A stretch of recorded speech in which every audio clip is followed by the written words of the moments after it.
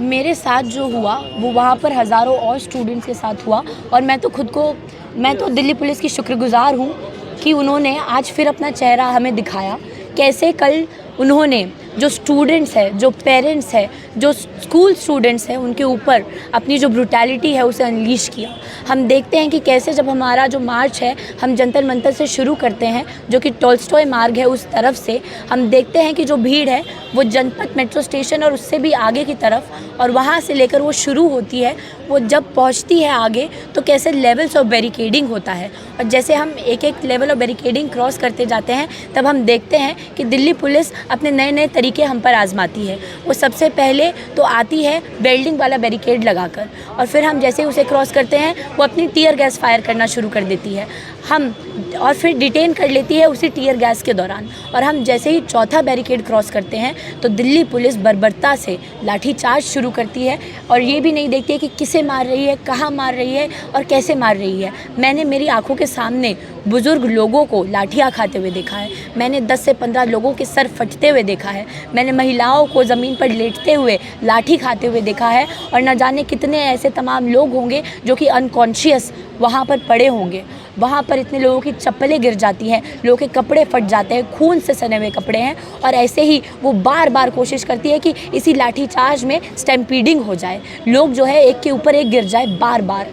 और ऐसे ही एक सेकंड में कंप्लीट कर, और ऐसे ही हमें LIC बिल्डिंग की तरफ पुश कर दिया जाता है जहाँ पे ऑलरेडी पुलिस मौजूद है जो कि लाठीचार्ज कर रही है, और वहीं पर जब हम एक शेल्टर लेने की कोशिश करते हैं तो हमें वहाँ से खींचा जाता है और ग्राउंड पे छोड़ दिया जाता है कि यहाँ से भाग कर दिखाइए। और उसी ग्राउंड पर 15 पुलिस पर्सनल मौजूद होते हैं जिनमें से सब के सब पुरुष हैं जो कि लाठीचार्ज करते हैं, इतनी बर्बरता से लाठीचार्ज करते हैं कि लोग ज़मीन पर गिर जाते हैं। और फिर हम आगे बढ़ने की कोशिश करते हैं तो हमें दीवार से सटाकर मारने की कोशिश करती है पुलिस, और उसी दीवार पर इतने लोग हैं जो कि लटके हुए हैं, इतनी 8 फीट लंबी रेलिंग है उस पर जिस पर बार्ब्ड वायर्स है जिनमें से शॉक आ रहा है लोगों को, लोग दूसरी तरफ गिर जाते हैं, लोगों के कपड़े फट जाते हैं, लोग अंदर या फिर बाहर समझ नहीं पा रहे हैं कि कहाँ जाएं जिससे वो बच पाए, क्योंकि चारों ओर पुलिस लाठीचार्ज कर रही है।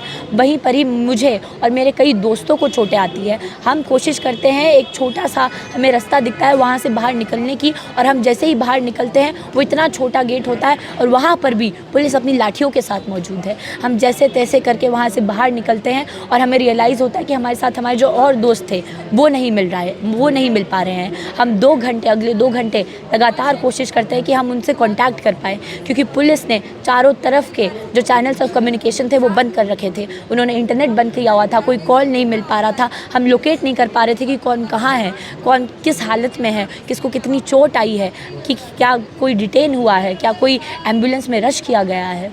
आपको कहाँ चोट लगी? जैसे हाथ में लगी, आप बता रहे थे ब्रेस्ट में लगी, कैसे ये मारा है दिल्ली पुलिस ने खुद ही आपको इस तरीके से? बिल्कुल, ये दिल्ली पुलिस ने ही मारा है और तमाम लोगों को मारा है।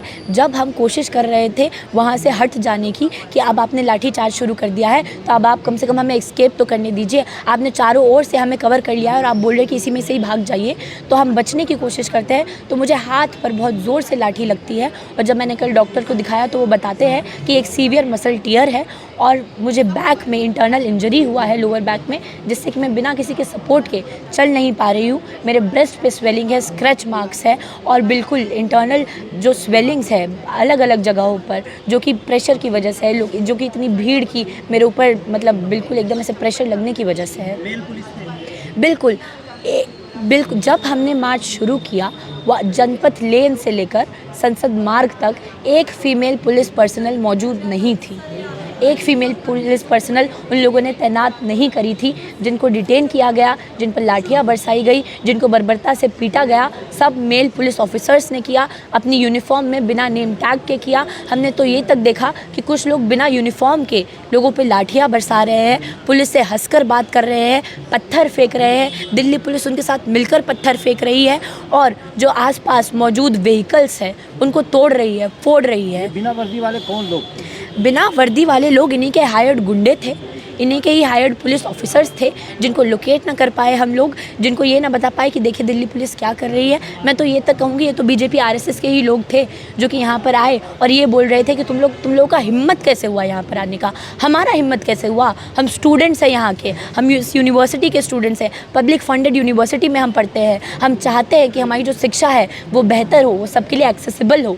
हम तो आगे पढ़ना चाहते हैं, हम तो हमारा फ्यूचर बनाना चाहते हैं, हम तो रोज़गार चाहते हैं। हमारी हिम्मत नहीं होगी यहाँ पर आने की। आपने जो पिछले 10 साल में जो बार बार हमारे साथ किया, इतने पेपर लीक आपने करवा दिए, पूरी पब्लिक फंडिंग आपने कटवा दी, पूरे के पूरे इंस्टीट्यूशनल मर्डर्स आपने करवा दिए, फिर आप हमारी हिम्मत की बात कर रहे हैं। आपकी हिम्मत कैसे हुई इतना कैजुअल हो जाने की? आपकी अभी तक हिम्मत कैसे है इस गद्दी पे बैठने की? आपकी अभी तक हिम्मत कैसे है इस चीज़ को एक्नॉलेज नहीं करने की कि कल पूरा दिल्ली भरा हुआ था जहाँ पर लाखों स्टूडेंट्स मौजूद थे और आपसे सिर्फ एक चीज़ डिमांड कर रहे हैं और हम आज भी डिमांड कर रहे हैं कि अपना रेजिग्नेशन जल्द से जल्द हमारे हाथ में दीजिए। और हम तब तक नहीं हटेंगे जब तक आप अपना रेजिग्नेशन नहीं दे देते और ये सरकार इस पूरे इंसिडेंट की अकाउंटेबिलिटी नहीं ले लेती। प्रधानमंत्री मोदी कह रहे हैं, बयान आया उनका कि हम छात्रों के साथ हैं और किसी को भी बख्शा नहीं जाएगा, जो भी दोषी होगा उसके ऊपर कार्रवाई होगी।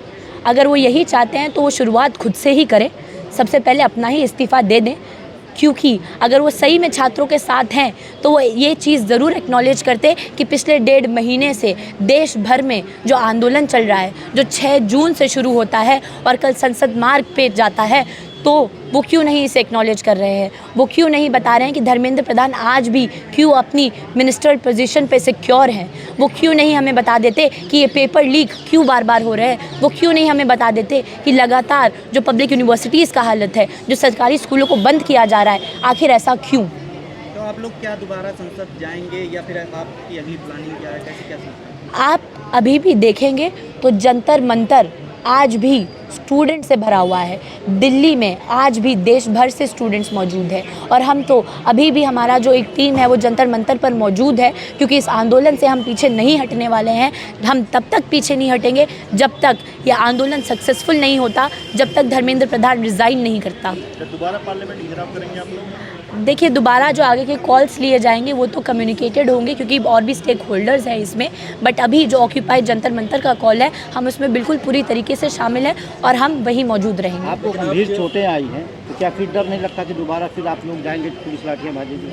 गंभीर चोटें आई हैं, बिल्कुल आई हैं, तमाम लोगों को चोटें आई हैं, बट हम इस लाठी गोली की सरकार से डरने वाले नहीं हैं। ये जो टैक्टिक्स है इनके हमें डरा कर फिर से घर में बैठा देने के, हम इनमें विश्वास नहीं रखते हैं। हम तो चोट के साथ वापस जाएंगे, हम हमारी ज़िंदगी से लड़ते हुए वापस जाएंगे कि आपका हिम्मत कैसे हुआ हम पर गोली बरसाने का, हम पर लाठी बरसाने का? आपका हिम्मत कैसे हो गया इतनी लोगों की जान ले लेने का? लेकिन जब पुलिस वाले बच्चों पर लाठियाँ बरसा रहे थे, क्या उनके अंदर रहम नहीं आ रहा था? बिल्कुल रहम नहीं आ रहा था। अगर रहम होता तो क्यों नहीं हमें वो संसद तक जाने देते? दिल्ली पुलिस का ये रहमदिल ना होना तो हम पिछले 10 साल से देख रहे हैं। हमने देखा कि किस तरीके से जामिया में, AMU में जो पुलिस ने स्टूडेंट्स के साथ किया, हमने तो फार्मर्स प्रोटेस्ट के दौरान देखा, हमने तो वर्कर्स प्रोटेस्ट के दौरान देखा, हमने तो महिलाओं के साथ ही होते हुए देखा है। तो दिल्ली पुलिस से कोई भी रहम दिली की गुजारिश हमें आज भी नहीं है, कल भी नहीं है, बट उनसे हमें एक गुजारिश ज़रूर होनी चाहिए कि हम डरने वाले नहीं हैं, हम पीछे हटने वाले नहीं हैं और तब तक नहीं जाएंगे जब तक आप हमें सुन नहीं लेते, जब तक ये गूंगी बहरी सरकार को तकलीफ़ नहीं होने लग जाती, हम लोग तो पीछे नहीं हटेंगे। दिल्ली पुलिस कह रही है कि जो बातें आप बता रही हैं उसकी कोई फैक्ट नहीं है, ऐसा हमने कुछ नहीं किया। दिल्ली पुलिस को बोलिए कि आज की जनता जो है वो जागने लग गई है और बहुत बड़ी आबादी कल मौजूद थी। और आप अगर कह रहे हैं कि सारी AI जनरेटेड चीज़ें हैं, लोगों की चोटें AI जनरेटेड है, जो पैलेट गन आपने फायर किए वो AI जनरेटेड है, जो लाठी चार्ज लोगों पे बरसा क्या वो AI जनरेटेड है?